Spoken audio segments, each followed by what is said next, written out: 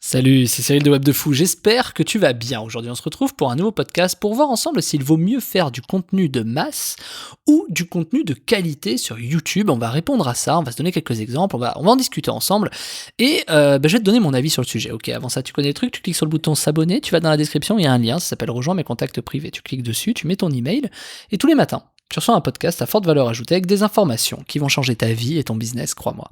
Également, dans la description, il y a un lien pour rejoindre le groupe Telegram. Le groupe Telegram, c'est un endroit où je partage ma vie, la recherche de mes business, des nouvelles idées, je te partage des statistiques que des fois je monte. C'est le cas d'ailleurs pour la formation de la semaine, hein. Je l'avais partagé sur Telegram, etc. Et c'est quand même très pertinent si tu souhaites en savoir plus sur moi, savoir comment je fonctionne, etc. Je pense que c'est le seul canal où je partage tout en fait, Telegram. Donc rejoins-nous, on est quelques milliers, je t'invite à nous rejoindre. Allez, on y va pour le podcast. Alors, si tu me suis depuis quelques années, ou peut-être t'es là depuis pas longtemps et peut-être tu sais comment je fonctionne, moi je suis quelqu'un de la masse. Bon, alors ça veut pas dire que je vais être d'accord avec ce que je vais dire, ça c'est parce que je suis un peu taré envers moi-même, mais c'est surtout pour t'expliquer que ça dépend les objectifs. C'est-à-dire que la masse ou la qualité, ce sont deux choses qui marchent très bien en fonction de l'objectif que t'as. Moi par exemple, j'ai pas mal de chaînes YouTube depuis un an, je me suis consacré à ce sujet depuis un an, j'ai dû en créer 200 à peu près, un peu moins, enfin 150, et sur les 150, il doit m'en rester 20 aujourd'hui qui sont hyper actifs, qui marchent très bien.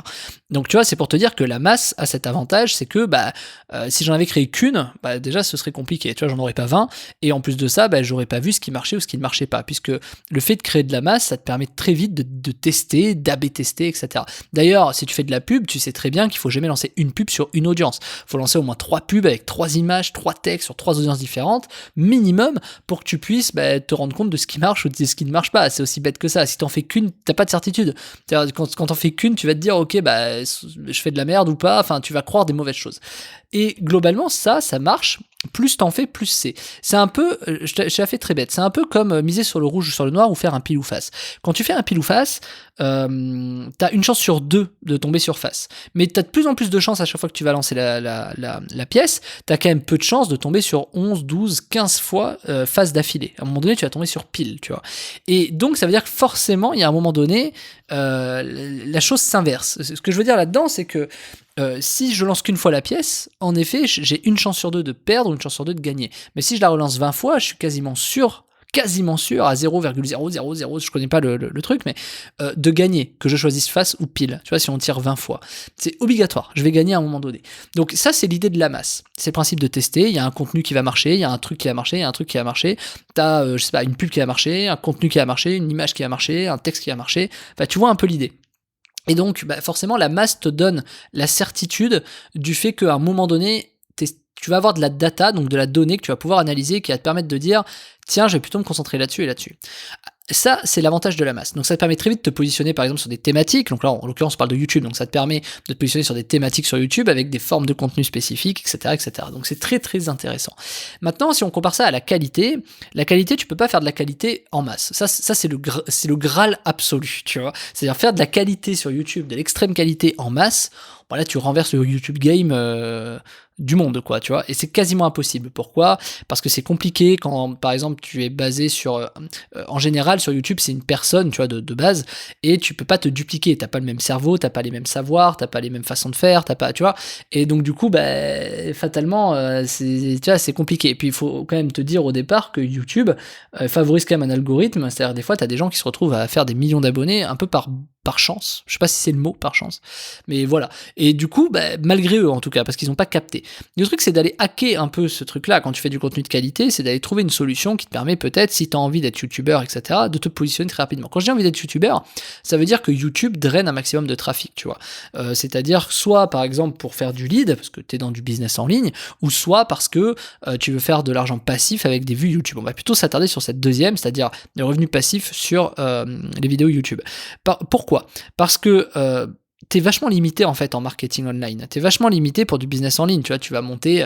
En gros, en France, t'as peut-être, je sais pas, entre 50 et 70 000 personnes qui s'y intéressent en France, tu vois, pas en francophonie. En francophonie, tu dois être peut-être 200 ou 300 000, tu vois. C'est-à-dire, je compte les Canadiens, je compte les Suisses, je compte les expats, je compte les Africains, je compte tout ça, quoi. Les gens qui parlent français un peu partout, quoi. Donc, du coup, tu te rends compte que, ok, l'audience, mais tu vas pas monter à 20 millions, tu vois ce que je veux dire?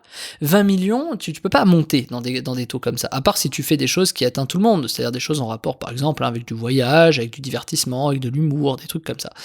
Tu vois, même les jeux vidéo, j'en ai parlé plus tôt, tu pourras jamais avoir 20 millions d'abonnés, à part si tu t'attaques à des marchés étrangers. Tu vois, je parle de France parce que tu m'écoutes en français, mais évidemment, sur des marchés chinois ou américains, t'as des trucs de fou à faire dans beaucoup de thématiques. Et l'avantage ultime du contenu de masse, c'est que ça fonctionne à partir du moment où en plus tu peux le scaler à l'international, que tu peux le faire dans toutes les langues. Et ça devient complètement fou. C'est-à-dire que ça devient illimité, en fait. Alors que le contenu de qualité, tu vas devoir avoir un traducteur, tu vas devoir avoir un machin, quelqu'un qui, en fait, se brand, c'est-à-dire se montre et se montre à ta place sur une langue que tu ne maîtrises pas. Et donc, c'est très compliqué de se dupliquer soi-même. Donc, il faut trouver des systèmes. Alors que le contenu de masse, quand tu y réfléchis, tu es capable, si tu as des bonnes solutions, tu es capable de faire ça en masse. Par contre, tu n'auras pas la qualité. Tu vois, c'est très compliqué. Moi, si demain, j'étais capable de me dupliquer moi-même, ce serait extraordinaire, je pourrais faire énormément de choses. Tu vois, mais c'est impossible. Donc on fait comment? Et c'est là où la masse a son côté pertinent. Maintenant, prenons un autre exemple. Prenons la chaîne sur laquelle tu m'écoutes, qui s'appelle Web de Fou. À l'inverse, je fais de la qualité, je te donne des conseils, je mets du temps de chez moi, etc. Et forcément, je me rémunère pas, par exemple, avec des vues ou de l'affiliation. Je me rémunère en vendant mes formations sur ce temps-là, sur YouTube. Enfin, sur YouTube, sur mes podcasts, sur Web de Fou, je voulais dire. Et donc, je sais que YouTube me draine un peu de trafic. Pas des masses, pas de ouf. Tu vois, parce que moi, mes podcasts sont pas axés du tout sur YouTube. Mon trafic vient bien d'ailleurs. Il vient de Facebook, il vient de publicité, il vient d'affiliation, il vient de plein de choses, mais il vient pas de recherche naturelle. Alors que c'est un peu paradoxal parce que c'est un peu le sujet de la formation de la semaine. Mais sur le principe, parce que moi, c'est quelque chose, c'est un choix très personnel. Je veux pas me positionner en tant que leader. J'ai pas une appétence à être leader sur mon marché de business online. Pourquoi? Parce que moi, Web de Fou, et tu le sais, je veux que ça reste quelque chose de bien. C'est-à-dire quelque chose de cool. T'es pas sans savoir, je pense, enfin, ou pas, d'ailleurs, je te le dis si tu le sais pas, que quand ta passion devient ton métier, c'est un gros danger. Et moi, ma passion aujourd'hui, alors je sais pas si c'est une vraie passion, mais c'est quelque chose que j'aime faire. J'aime animer du contenu, j'aime animer des communautés, etc. Mais je veux que ça reste une sorte de détente. Il y en a qui vont voir ça comme un métier, ils sont morts, ces gens qui voient ça comme ça. Moi, je le vois comme un truc cool, tu vois. Je me sens pas obligé, je me sens pas. Tu vois, quand je te partage des trucs sur Telegram ou quand je te fais ce podcast, je suis content de te le faire. Je peux te partager des infos, des machins. Je le fais parce que je le fais globalement à mes équipes. Donc en fait, limite, même moi, tu vois, ça peut déléguer mon management parce que je peux dire à mes équipes, bah, tiens, écoute ces podcasts. Tu vois l'idée? Je vais loin dans le délire, mais c'est pour te dire, voilà pourquoi. Et Web de Fou doit rester cool, parce qu'à partir du moment où ça devient un sacré business qui tourne, qui fait des machins, des trucs, ça devient trop chiant à gérer et j'arrête. Et tu peux être sûr que le jour où ça devient trop gros, je ferai en sorte que ça ne devienne pas gros, tu vois, c'est le principe. Par contre, si je veux quand même me positionner et faire beaucoup de choses sur YouTube et que je veux que ce soit gros, ça veut pas dire que je sais pas comment faire. Ça veut juste dire qu'il y a d'autres méthodes qui fonctionnent. Donc moi, j'ai créé d'autres chaînes sur lesquelles, par exemple, je mets pas ma gueule, ou je mets pas mon nom, je mets même pas mon contenu, je mets pas mon machin. Tu sais pas que c'est moi, tu regardes peut-être des vidéos de moi sans savoir que c'est moi, tu vois, c'est ça qui est fou. Même probablement, parce que quand je cumule l'audience globalement, c'est quasiment sûr que tu regardes au moins quelques-unes de mes vidéos sans savoir que c'est moi. Et je te dis ça parce que finalement, l'intérêt principal quand tu montes pas ta gueule et que tu fais pas du contenu de qualité, c'est de te rémunérer sur des choses qui vont être pas de ton ressort. Donc on peut parler d'affiliation, on peut parler de génération de leads, on peut parler de plein de choses, de publicité sur YouTube, donc ce qu'on appelle AdSense. Tu vois, le but c'est de te rémunérer comme ça. Ça va pas être de vendre ton produit. Et c'est quelque chose que je veux vraiment mettre en avant parce que c'est deux stratégies différentes. Tu vois, la stratégie que je t'apprends cette semaine sur YouTube, elle marche dans les deux cas, mais elle est quand même plus adaptée si t'as pas envie de montrer ta gueule. Pourquoi? Parce que si tu commences à drainer beaucoup de trafic, il y a un gros danger qui t'attend. Le danger, c'est que ton trafic soit pas forcément extrêmement qualifié. Ton danger, c'est que les gens, t'attirent un peu des gens qui soient pas forcément de bonnes intentions, tu vois. Alors que le fait d'avoir une petite audience, ça te permet d'avoir des gens très très filtrés. Et moi, c'est mon cas, de gens qui restent, qui sont dédiés au business, qui restent là parce que c'est pertinent pour qui tu es, alors que si tu draines du trafic qui est pas forcément hyper qualitatif mais qui te fait du vu, du coup tu vas te retrouver avec beaucoup plus d'emmerdes, tu vas gérer beaucoup plus de SAV, tu vas te retrouver avec des haters, et tu vois, c'est pas des trucs que tu as envie de gérer, je pense, voilà. Alors que si tu montes pas ta gueule et que t'as pas ton contenu de qualité, que tu fais du contenu de masse et que tu serais meilleur en affiliation, tu t'en fous que les gens râlent ou fassent des haters, t'en as rien à foutre, tant qu'ils achètent, tant qu'ils cliquent sur le lien, comme tant qu'ils cliquent pour acheter, tu vois, même si c'est pas ton produit, que c'est de l'affiliation. Et c'est ça le but qu'on va aller chercher, tu vois, dans cette formation. C'est d'aller ramener, en fait, tous les mecs qui vont pouvoir exploser tes clics sur la description ou qui vont pouvoir exploser ton revenu sur les publicités sur YouTube parce que les mecs, tu vas proposer des trucs irrésistibles. Et en fait, ces trucs irrésistibles, ça va drainer tellement de trafic qu'il y aura tellement de mecs, il y aura tellement un taux de clics par impression. Moi, je suis monté jusqu'à 15-16%, c'est-à-dire que sur 100 personnes qui voyaient ma vignette, il y en avait 16 qui cliquaient, c'est énorme. Et du coup, pour ceux qui font du YouTube, ils savent que c'est énorme, 16% de CTR. Et du coup, une fois que ces gens cliquent, toi, ça te fait monter aussi dans les barres de recherche, c'est-à-dire que du coup, les gens, ils tombent beaucoup plus sur ta vidéo parce que ton contenu est beaucoup plus intéressé, etc., etc., etc. Et donc, finalement, c'est une machine infernale, le bordel. Parce que plus tu vas le créer derrière, plus tu vas avoir des taux de clics énormes, plus tu vas avoir des machins, plus tu vas te retrouver à avoir, en fait, de plus en plus de vues, et c'est comme ça que ça monte. Moi, ça a été certifié et prouvé sur tes chaînes. Ma chaîne la plus intéressante a mis 1 an à monter à 32 millions de vues et à 200 et quelques mille abonnés. Donc, du coup, forcément, ça devient très intéressant. Tu vois, à chaque fois que tu sors une vidéo, tu fais du vu, tu fais du machin. Donc, t'es sûr de faire X euros. Tu vois, c'est quand même fou de te dire, ok, je peux me permettre de créer du contenu en 5 minutes, et je sais que ce 5 minutes-là, ça va me donner X euros. Tu vois, c'est ça, moi, ça, c'est un kiff extrême d'avoir ça. Moi, je kiffe de me dire, tiens, voilà. Et si je veux faire un peu plus de qualité, je fais un peu plus de qualité. Est-ce que pour autant j'ai gagné plus? Pas forcément. Donc c'est là où en fait on fait de la séparation. C'est pour ça qu'un contenu de masse est très difficilement qualitatif et qu'un contenu qualitatif est très difficilement un contenu de masse. Parce que tu peux pas mettre la même intention, tu peux pas mettre le même cœur et tu peux pas mettre la même fréquence dans cette publication-là. Donc il faut choisir. C'est bête, mais il faut choisir. Après, la méthode que moi je t'apprends cette semaine, qui s'appelle Hack YouTube de 0 à 10 000 vues par jour en 7 jours, c'est quelque chose qui te permet dans tous les cas d'y arriver, peu importe le choix que tu fais. Mais je veux que tu comprennes que c'est quand même plus adapté à certaines choses. C'est un peu comme... je vais essayer de te dire ça, regarde. Je sais pas si je vais te parler de cuisine, on s'en fout, mais je vais te parler de cuisine.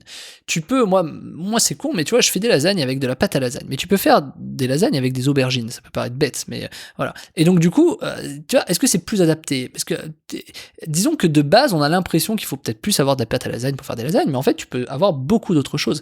Est-ce que pour autant, c'est parfaitement adapté? Ça va dépendre de ton objectif. Est-ce que tu veux perdre du poids parce que tu veux moins de glucides? Est-ce que machin? Est-ce que truc, tu vois? Moi, c'est quelque chose que je peux pas présumer. Et donc sur YouTube, c'est exactement ça. C'est-à-dire, moi, la méthode, elle marche, peu importe ce que tu veux faire, mais il faut quand même que tu aies un objectif clair dessiné. Et cet objectif, même si tu l'as pas, tu peux le définir, parce que dans la formation, je t'aide à le définir, pour que tu puisses y arriver. Donc finalement, il y a aucun problème, tu vois. J'ai pris le temps, je t'ai fait 26 vidéos dans cette formation. Elle dure quelques heures, la formation, je me fous pas de ta gueule, tu vois ce que je veux dire. C'est énorme le contenu qu'il y a et la valeur de dingue que je te délivre dedans, pour une raison simple. Et là, c'est pas du tout pour te vendre le truc, c'est parce que j'en suis moi-même convaincu, parce que je l'ai montré à mes associés, mes salariés, et j'ai vu comment ils ont réagi derrière. Clairement, ça te retourne le cerveau et ça va te défoncer. Enfin, t'as des chances de pas dormir cette nuit tellement tu vas avoir d'idées, tellement tu vas vouloir faire de choses. Et c'est ça l'esprit que je veux donner. Pourquoi?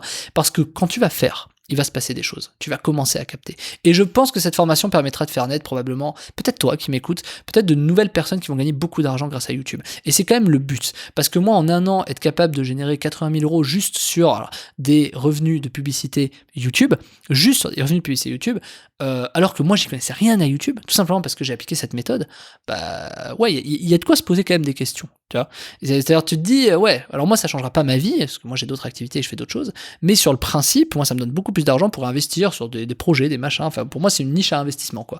Mais moi, ça me regarde, peut-être que toi, t'en vivras, peut-être que toi, ce sera une diversification de ta société, peut-être que toi, ça t'apprendra des choses et tu t'en serviras pour répliquer ça sur d'autres réseaux sociaux, parce que ça marche évidemment sur d'autres réseaux sociaux, et donc, ça marche sur des réseaux sociaux, pardon, parce que YouTube, pour moi, est un peu un réseau social, et tout ça pour te dire que finalement, cette méthode, elle est extraordinaire à partir du moment où, tu l'as entre les mains, quoi. Après, il suffit juste de l'appliquer, et même ça, j'ai réussi à te le rendre extrêmement facile, ok?